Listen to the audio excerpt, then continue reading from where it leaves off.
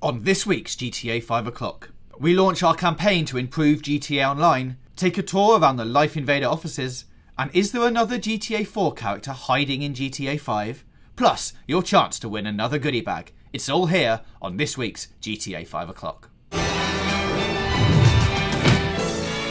Hello and welcome to episode 51 of GTA 5 o'clock. I'm James Jarvis and with me as ever is Dan Dawkins. Hello James. Hello Dan. Dan, we've got quite a big packed show today, lots of stuff to get through. We're going to be going through some of your GTA Online suggestions, throwing some others into the mix to see how we can make the whole experience better. And then we're going to take a look inside the Lifeinvader offices. If you saw our show last week, we went inside Lester's house, found some really interesting stuff in there, and there's a lot more to see in the Lifeinvader offices, Dan. Yeah, lots to see. It's a really great video coming up later on. Before we start, I'd just like to thank everybody who joined us on the GTA 5 o'clock live stream last Friday at 4 PM GMT. I know that's a difficult time for some people, certainly across the Atlantic Ocean in the US, to join us, but we're going to try to vary the times as we go forward. But do check out the previous live streams. Last week's went almost without a hitch. Oh, definitely without a hitch. Oh, and at the end we should mention the winner of the goodie bag that we didn't do on the live stream. And I found the thing I wanted, Dan. Yes. So we will announce the winner of that and give you an opportunity to win another one. So Dan, on with today's show, and we have been sent some suggestions for GTA Online of how to make it better, which I think in the most part we agree with nearly all of them. Yeah, this is it's a tweet from Patrick Fox, who's at IOG Official. Obviously this isn't a singular tweet because it would be slightly over the 140 characters, but he sent us a little twit longer with like 20 points about how he'd improve GTA Online. Some of them are sort of broad structural changes, others are like tiny tweaks and fixes, but they're really well observed and I think they're really worth sharing with you all, and we've managed to capture some really great footage to go alongside it. And this is a thing that we're going to launch now, Dan, called GTA Online version 2, or GTA Online V2 on the Twitter hashtags. Yeah, you can see the hashtag on screen. We would like you to help us build a better GTA Online. The game now is reaching a degree of stability, but however, despite the fact that cars are no longer definitely disappearing all the time and our money's going missing and ranks are going, etc, etc, the game's still got some things that could definitely be better, and there's more ways we could have fun in the game. So we want you to send us your suggestions for building a better GTA Online, which we're calling GTA Online V2. Excellent. Okay, so here are the points that we've been sent, and Dan's going to throw in some other suggestions in there as well. You're going to love them. So let's kick it off. Okay, so when respawning online after being killed, the person who's been killed should have a choice of whether to spawn further away or closer to where they are killed. Good point, I think. Well, it would be difficult to make that actually work, but you do seem to be getting killed and then respawn right next to a guy who's just killed you, and it's quite annoying because you can just stand there getting shot. A simple button tap would probably fix that, with like spawn next to where you were or spawn in random location. I think you should have the choice because it can get quite annoying when someone targets you or you're getting spammed in that way, and we all know about various griefers in GTA Online. Right, next is when I connect to a mission, a lot of the time the host starts the mission without me prepping, like buying armor or ammo, and I think there should be a way, I think there should be a 10-second prepping time for people who need to buy items they need before the host can begin the mission. Now this sort of works already, but there is a countdown, but I guess if you join the mission just as it's launching, you don't have that time to buy all your stuff.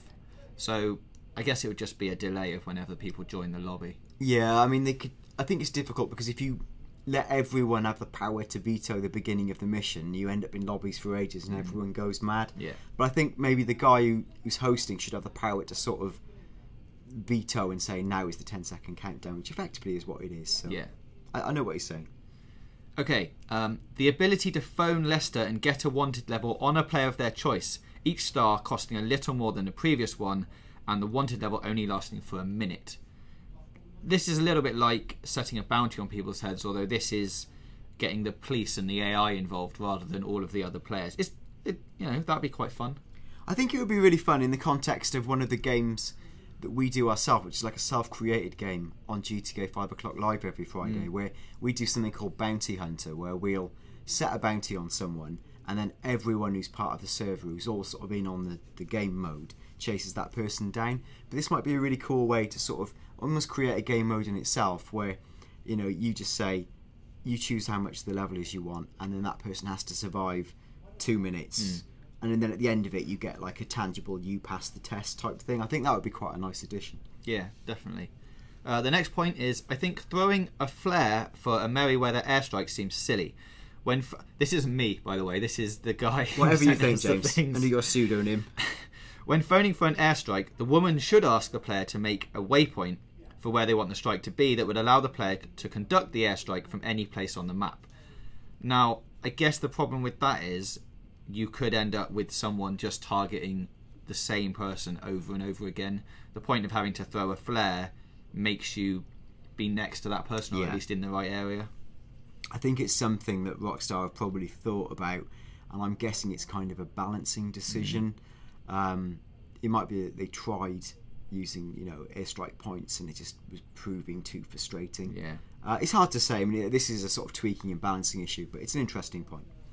Next up is, in the Buzzard and Jet, you should be able to turn off automatic missile lock.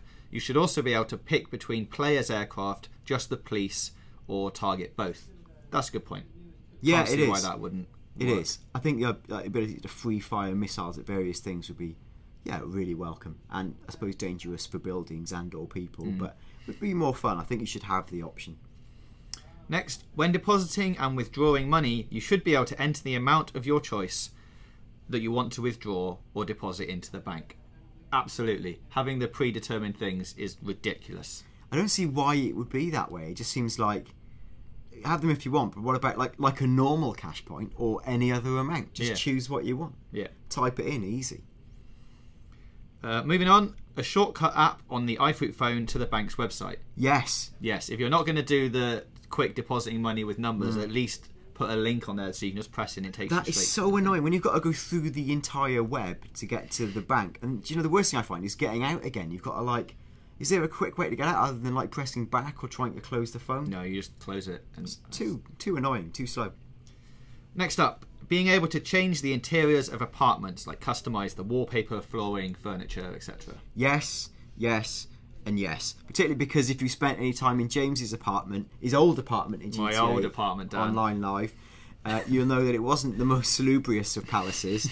So I definitely like to redecorate that. It almost then creates the concept of being a home doer upper. Yeah. You could buy cheap properties and do them up. Awesome. That would, in fact, be absolutely incredible. If you could buy a crappy house in GTA Online, but by being savvy and visiting the right shops. I can't believe how twee this is, but I'm actually excited about visiting the dodgy builders. Yeah, you could buy cool stuff from thrift shops, get your house valued, and sell it on at a profit within GTA Online. Or sell it to another player for a profit. Yeah. So you go, I want 500,000 with this house, and the guy is like, Yeah. I'm only going to give you 400,000. You're like, well, I'll sell it to another guy. That's exactly it. You could set a market price for it, and it's what people will pay for it. And I think, again, it would create almost like an LBP, Little Big Planet style meta game of creativity, where you might go, I really want to put this picture there, this poster there, I'm going to do this with the throw. It is quite twee, I grant you, but you don't have to get involved with it. But I think the ability to pimp your crib exactly as you would like. There's a show called Cribs. People love this. That would be fantastic. And I love the idea of, for example, getting a tip off that up in Palito Bay there's a particularly brilliant second-hand furniture store, and you go in and it's full of amazing stuff that no one else has found, so you get rewarded for exploration. Or even breaking into, I can't believe I'm saying this, breaking into a furniture warehouse and stealing loads of furniture and loading it onto a truck. I think that would be fun. Antique Table from Dan. Well, I stole it from the antique shop down the road. It's really funny and really silly, but people love personalisation, and I think that, that's one of the big complaints, is that essentially each apartment, apart from the view, doesn't differentiate as much as it could do.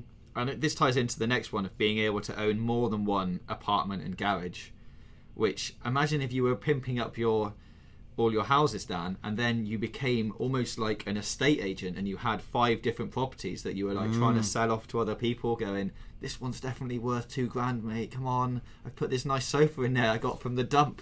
Yeah, I think it'd be brilliant. You made the point about being able to put your own flooring in. Now, in the same way you could put a crew logo on your car or your t-shirt, why What about having like, you know, crew logo tiled kitchens and stuff like that? I mean, it would look horrible probably, but it'd be so cool if you had like a really badass logo and had it all through the house, or you had some sort of special crew room. Or swimming pool shapes as your crew emblem. Oh, amazing. That would be so awesome. Yeah. Alright, next up. Being able to put a custom bounty on a person. Yeah, I don't see why not. I don't see that as a massive problem because there are fairly clear demarcations anyway. I don't really feel like I'd be any more motivated to kill someone for $8,053 as opposed to $9,000 or whatever. But you might be more inclined if it was 100,000. Oh yeah, if it was really big dollar.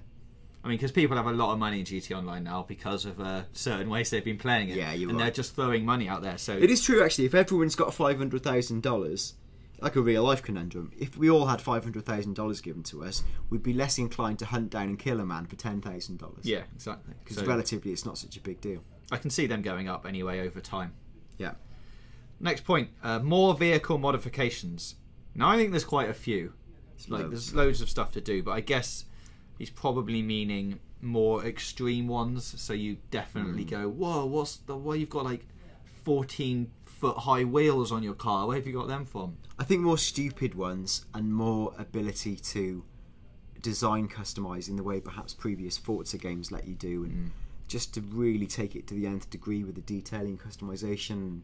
I think that would look really sweet. Again, like you were saying about crew emblem swimming pools. What if you had crew emblem, you know, chrome hubcaps and things? That would be really sweet. His next point is being able to place a crew emblem anywhere on the vehicle. So yeah, that ties into that. Perfect. And also stuff like, you know, ejector seats, machine guns.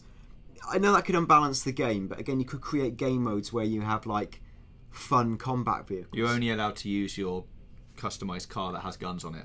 Or what's to stop you but creating a Destruction Derby separate game mode within GTA Online, where you know you mod up the baddest ass, almost like Robot Wars, right? Where you get like, you mod out your car with spikes, chains, all sorts, bulletproof tyres, and you go to war in a I think this. Now you're making Twisted Metal. Now. No, but Twisted Metal's a good game in its own right. Why not make it within GTA? It's all the core physics and mechanics are there. You just do it with modding and with damage. It's another brilliant, super fun game mode. I'll claim my check for that later, right. Rockstar. Okay. The next one, being able to jog in your apartment, quite self-explanatory. Definitely worthwhile. I mean, handy because it's a bit slow sometimes meandering about. I don't know if there's some technical reasons.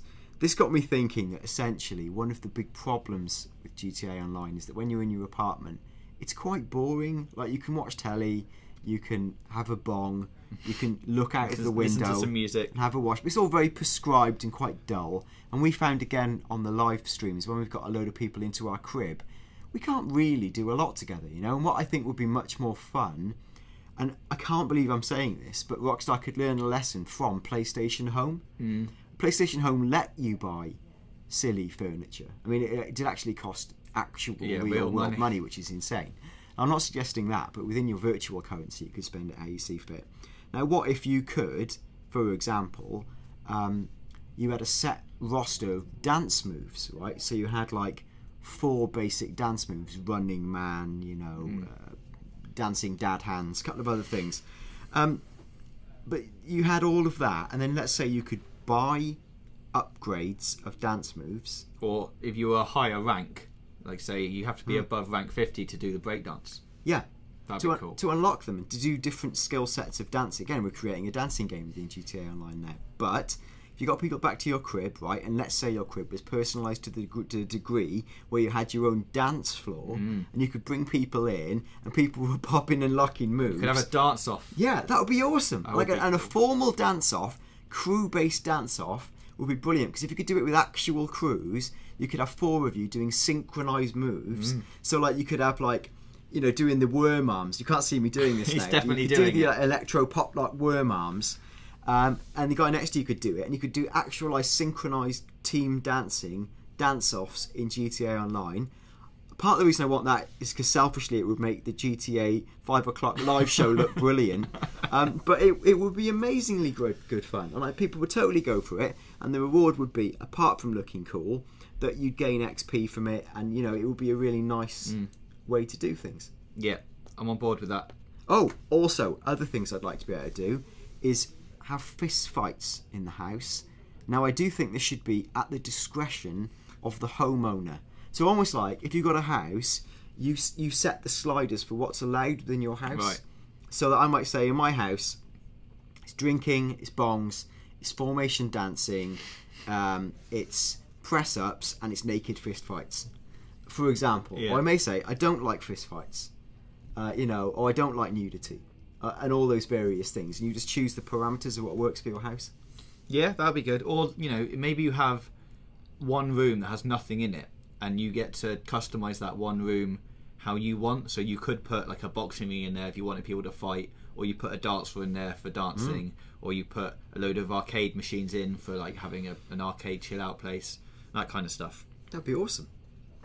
The next one, relatively simple, being able to buzz someone in from your garage.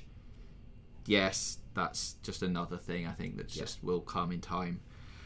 Next, the ability to change the features of your online character, something similar to cosmetic surgery.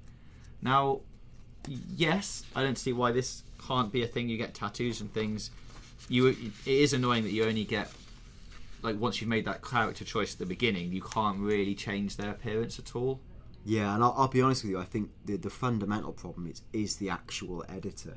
I think as much as I love the idea of setting your grandparents in the genealogy, in fact, I think it's sort of an intellectual workaround for an extremely limited tool set, where I'd much rather see a robust, flexible editor that allowed me to actually look like me, because my online character who I think looks like me, in fact, looks like 10,000 other characters who think they look like themselves as well. So I'd want more scope for customization outside of clothes and beards and hats. And of course, every now and then at the weekend, you want to be a woman and then change back to being a man. And then all those things. So for all those reasons, yes. Okay, couple more. Change the way you come out of the garage. People on purpose block the entrance, enabling them to kill the passenger and the driver inside when the vehicle is leaving the apartment. I'm not sure how you do that without you having like 5 garage exits in your house. No, or having some kind of get a run-up pre-garage, like you were taking a Starfighter out in Battlestar Galactica, like you had a run-up. I so guess anyone it who's could waiting could get run over. I guess they could put some kind of, like, for the more expensive ones, you get like a driveway and a security gate that doesn't open till you get there in your car or something like that. I suppose at least you could see who was outside then before you went out. But I mean, that's never been a problem for me, but clearly it does happen. You're not living in the right places, Dan. Or maybe you are living in the right places. places. Well, yeah, not in the ghetto. Yeah. More ringtones and customization for the iFruit phone. That's just reskinning it and ringtones. And yeah, perfect sense. The ability to listen to internet radio while on foot. Like, possibly you have to buy some headphones or in a vehicle. I'll take that up a level, right, based on the ability to dance, right? Right, which is definitely in now. The new mini-game. What if you could buy... Well, you wouldn't buy it, you just have it. You had like a big fold-out cardboard mat, and you could buy a ghetto blaster. So you could have crew throwdowns, right? Yeah. Anyway. You have to take your truck with you with the ghetto blaster in the back. Drive the truck up, the ghetto blaster up, put it on the beach. A rig that's like a driving sound system with speakers in the back. Like a carnival float. Yeah. See, badass. Imagine that. My God, a GTA Online carnival. Everyone buys their own float, and you have to customise it in your own way, and you all drive it down through. That's the best idea ever. There we go. More great ideas like this to hashtag GTA Online V2, because these are absolute killers. And I drive the van up to the top of Mount Chiliad and have a throwdown on top of Chiliad. Yeah. And at the end of it, you could all parachute off and do whatever you want. Join the carnival. Yeah. Last two. The ability to record short video and upload them to the social club, Instagram, Vine, that kind of thing. This, I'm sure, was mentioned in the development process. It was something that I... Oh, it was you, was it? I speculated they do, given the way YouTube works and the way people like to create their own videos and edit them. I think technically there's probably reasons it couldn't happen. What I suspect is, I wonder if we'll see it...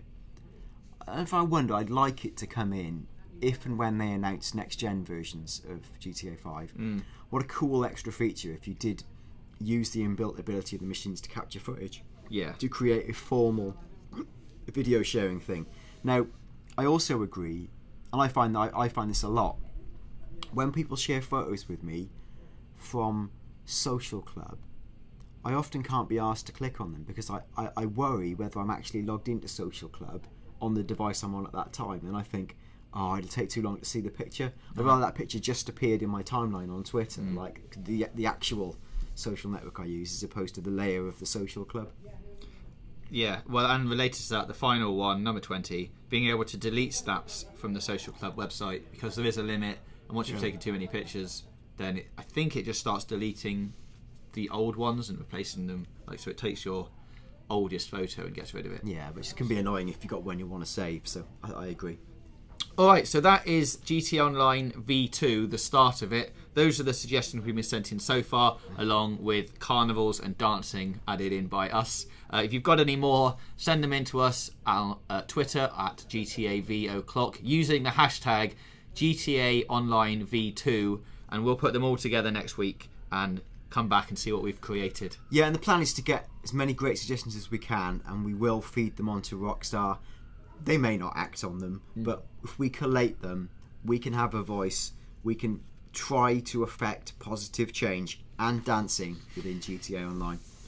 Alright, so that's GTA Online. Now let's move on to a thing that we started last week, which is investigating some of the places you might not have spent a lot of time in the GTA 5 universe. Last week we did Lester's apartment.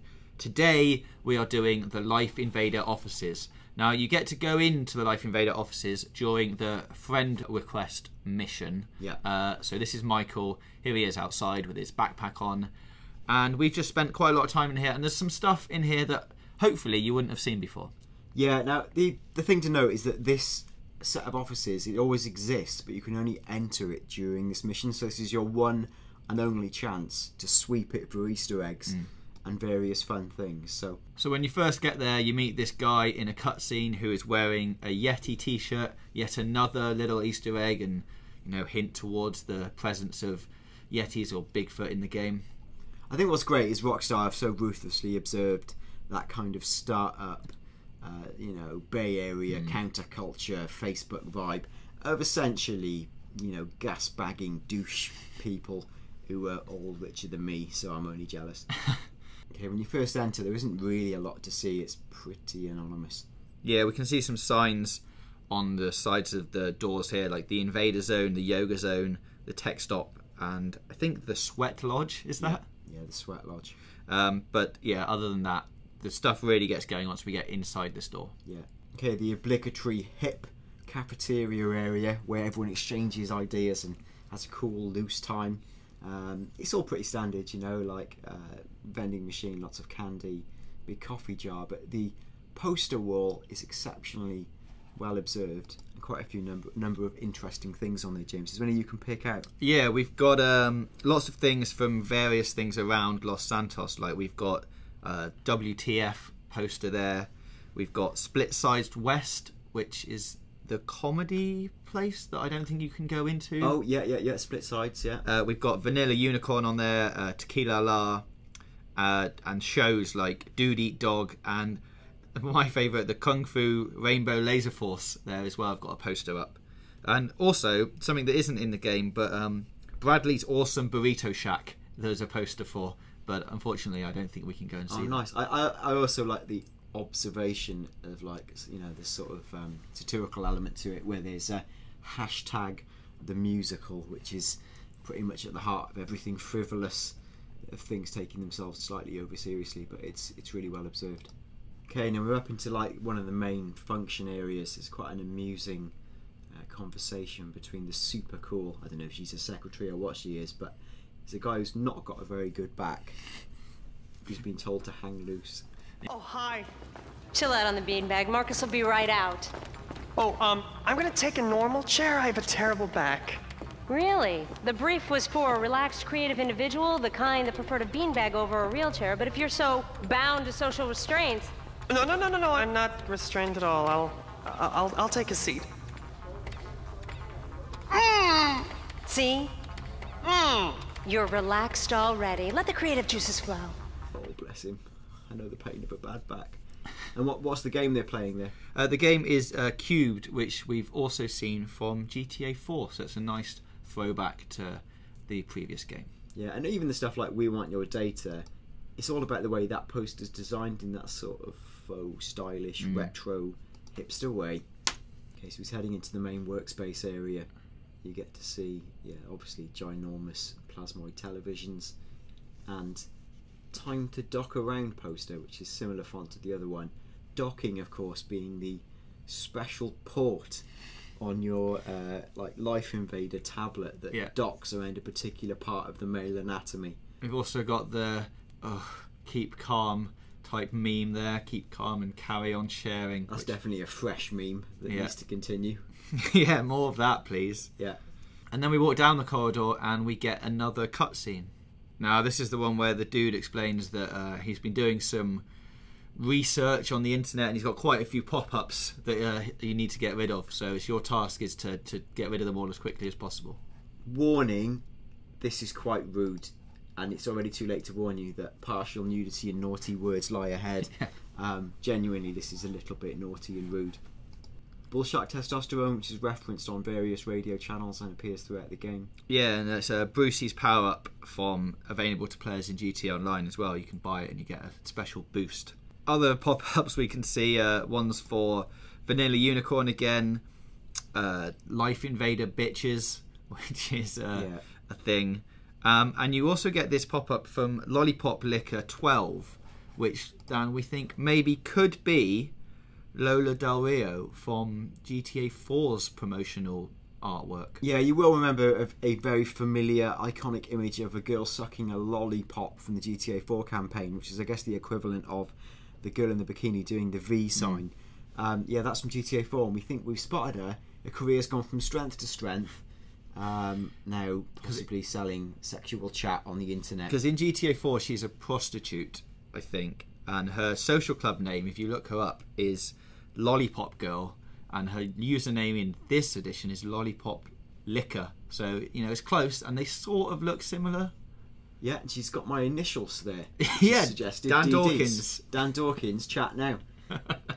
The ability of cookies to personalise in today's world is staggering, let me tell you. And we finally get down to a good honest picture of a sexy elf. And yeah, once you've cleared all of those pop-ups, you have to run the antivirus software, which pulls up... Antivirus. The antivirus, good. Which pulls up quite a few files that are quite familiar to us if we scan the computer. They go very fast, but if you slow them down, you can see files for the Epsilon program. Yeah.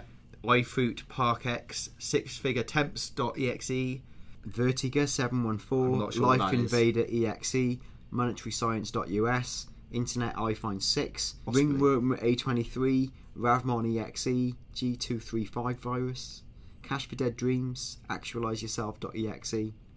Now it's worth noting that a lot of these website addresses were registered by Rockstar 2 to 3 years ago, and there was a series of relatively high profile leaks where certainly Six Figure Temps and Cache for Dead Dreams were registered to IP addresses previously associated with Rockstar. So hey, those leaks were real, no smoke without fire, and here's part of their appearance in the game.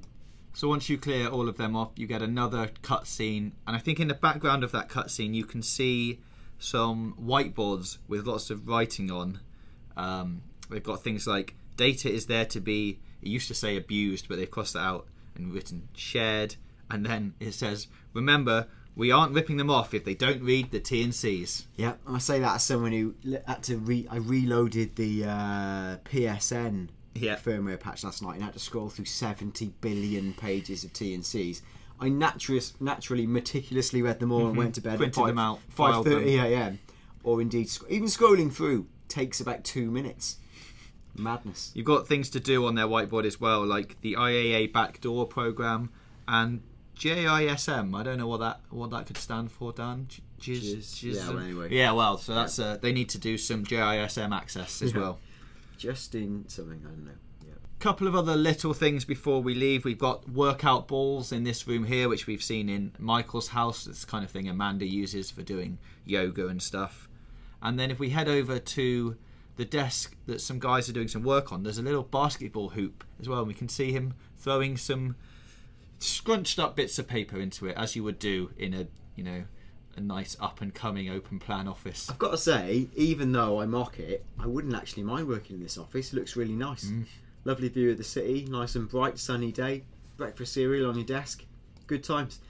So once Michael has finished planting the device in this office, we can see a couple of extra things on the notice board in this room. We've got for sale, Dan, see if you want to purchase this bike. For sale, a fine bike, perfect for douchey hipsters, $300 or nearest offer. Is that one for you? Yeah, I'm fairly douchey, so that's not bad. And Yeah. you don't own a bike? Yeah. And finally, maybe this is more up your street, there's a sign that says, join my band. Oh, I haven't read the next bit. Sorry, Dan. This isn't for you. Join my band. Ugly bass player required to make lead singer look better. Female preferred. So that's probably not for you. Yeah, except for many reasons, not for me. For many reasons, indeed. Yeah. So once you've read these signs and you then exit the office, you can see the boardroom at the very end of the open plan office is locked, but all the people in there are now meditating, as if that is going to get anything done in your working day. I don't say we shouldn't rule out meditation until we've tried it. Right. And then it's just time to leave. And Dan, I think you wanted to point out that on your way out there is a lovely conversation in the kitchen. Yeah, I mean, if you played the game, you probably spotted it, but I think it's worth just letting this run out its own beautiful natural course. Some a-hole drank my effing hemp milk. There was a totally non-passive-aggressive note on it. If I drown in mucus, it's your fault, you illiterate effing seas. I think actually this conversation is one of my favourite funny bits of the entire game, because the observation's fantastic. And I like the idea that underneath all this sort of mega flobble flappuccino ordering nicety and cutesy retroness, there's one harsh mofo there with blisteringly caustic language. And obviously, you know, as in all offices, notes on the milk is very important. Got to put notes on the milk. Yeah, scintillating office politics. So that is the Lifeinvader offices. We hope we've pointed out some things there that you might have missed when you played it through. Just before we go, Dan, I've managed to dig out the competition winner. Oh! I wanted you to read on the live stream, but actually we're going to do it now because I couldn't find it at the time. Yeah. So you haven't seen this, which is good. I'd say it's sort of a rap. It could be a poem as well. So this is from McCooling 2K11. We'll send you a message, so make sure you're checking your messages on YouTube and get back to us with all of your details. But he won a goodie bag with this brilliant piece of wording, Dan. Do you want to read it out, rap it, hum it? In style? I think in a good style, yeah. Okay. CVG is the place to be, rocking Los Santos from A to B, bringing us news as soon as announced, quicker than Jimmy can say, let's bounce. So subscribe today for a week of fun, and let's show GTA 5 how it's done. Woo! Woo! Yeah, see, now that is creative. It's telling people to subscribe. It's got some GTA stuff in there. Definite goodie bag winner. And it's given me a winning clip to propel me to rockstardom. Yeah, I mean, we could use that now on maybe we'll use that as the never. intro for everything. Let's just delete it off this episode, James. It's bad.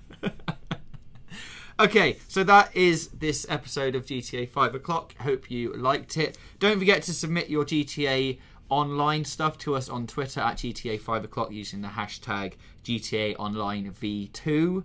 Also, good news, we're giving away another goodie bag today. Brilliant goodie bag full of amazing Rockstar sort of keyrings, stickers, plush chop toy, loads of cool things, a gold bullion USB stick, which is particularly sweet. To be in with a chance of winning it, you need to write something interesting, amusing, and not mad, or not too mad, in the comments below, and do like the video. Ideally, just because I would be really pleased, share GTA 5 O'Clock with friends. Subscribe. And you do have to be a subscriber. That's an important part of it. So yeah, do that, and then hashtag it maybe GTA goodie bag, just so we know you're in it to win it. But that should be fairly clear from your comment. And then we will pick out the winner during Friday's live stream of GTA 5 O'Clock Live at 4 PM GMT this Friday and every Friday for the foreseeable future. Okay, yeah, so make sure you do that and join us again, like Dan said, on Friday. And if you can't make that, next week, and we will see you soon. Yeah, thanks for watching. Bye.